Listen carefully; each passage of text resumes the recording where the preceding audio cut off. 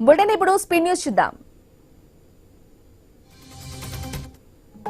విజయనగరం జిల్లా ఎస్ కోటలో భూ నిర్వాసితులు ఆందోళన చేపట్టారు. జిందాల్ అల్యూమినియం కంపెనీకి సంబంధించి భూసేకరణలో అన్యాయం జరుగుతుందని నల్ల జెండాలతో నిరసన వ్యక్తం చేశారు.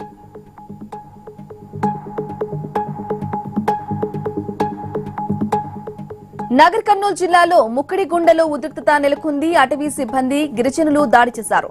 15 ఎకరాల విస్తీర్ణంలో చెట్లు నరుకుతూ ఉంటే అడ్డుగా దాడి చేశారని ఫారెస్ట్ అధికారి తెలిపారు. ఇక అటవీ భూములను ఆక్రమిస్తే కఠిన చర్యలు తీసుకుంటామని ఫారెస్ట్ రేంజర్ ఈశ్వర్ హెచ్చరించారు.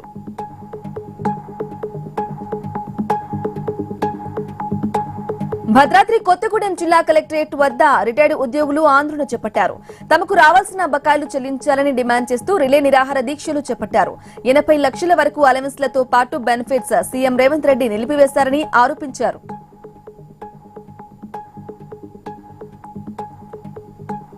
శ్రీ సత్యసాయి జిల్లా గాండ్లపేంట ఎంఆర్ఓపై స్థానికులు మండిపడ్డారు. సంతకం కోసం ఎంఆర్ఓకు ఆఫీసుకు వెళ్లిన వ్యక్తిపై దురుసుగా మాట్లాడారని ఆరోపించారు. ఎంఆర్ఓ బాబురావు ఆగ్రహం వ్యక్తం చేసిన వీడియో సోషల్ మీడియాలో వైరల్ గా మారింది.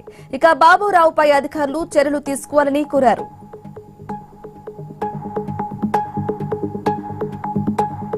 భద్రాద్రి కొత్తగూడెం జిల్లాలో తీవ్ర విషాదం చోటు చేసుకుంది. వివాహమైన 6 నెలలకే ఓ నవ వధువు ఆత్మహత్య చేసుకుంది. తమ కుమార్తె మృతికి భర్త అత్తమామలే కారణమంటూ మృతురాలి తల్లిదండ్రులు పోలీసులకు ఫిర్యాదు చేశారు.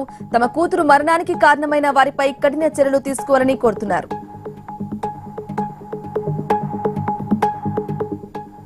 అనకాపల్లి జిల్లా దేవరాపల్లి తహసీల్దార్ కార్యాలయంలో ఏసీబీ అధికారులు దాడులు చేశారు. పట్టదారు పాస్ పుస్తకం కోసం 20,000 లంచం తీసుకుంటూ ఉండగా వీఆర్ఓను రెడ్ హ్యాండెడ్ గా పట్టుకున్నారు.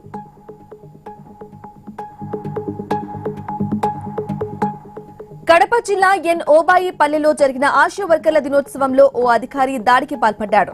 ఏఎన్ఎంపై దాడి చేసిన అధికారిపై చర్యలు తీసుకోవాలని ఆశా వర్కర్లు డిమాండ్ చేశారు.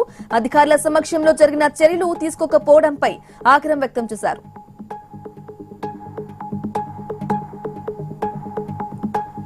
తాడేపల్లి వైసీపీ ఆఫీసులో మాజీ సీఎం జగన్ ను కలిశాడు ఓ విద్యార్థి. నంద్యాలకు చెందిన షేక్ ఇష్రత్ ఎస్ఎస్సీలో స్టేట్ సెకండ్ ర్యాంక్ సాధించాడు. ఇక విద్యార్థికి ₹1,00,000 ప్రోత్సాహకం అందించి అభినందించారు.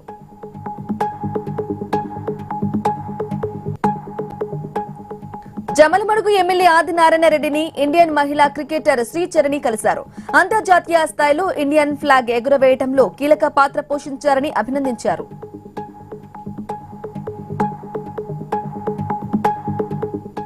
కడప జిల్లా పులివెందులలో రేషన్ పంపిణీ చేయాలని వైసీపీ అధికారులకు విజ్ఞప్తి చేశారు. తూతూ మంత్రంగా రేషన్ సరుకులు పంపిణీ చేస్తున్నారని డిప్యూటీ తహసీల్దార్ పివి రమణారెడ్డికి వినతి పత్రం అందించారు.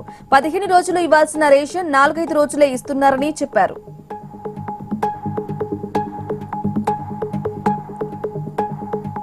పులివెందులలో నిర్మించే పరిశ్రమలతో యువతకు ఉపాధి అవకాశాలు లభిస్తాయన్నారు బీటెక్ రవి.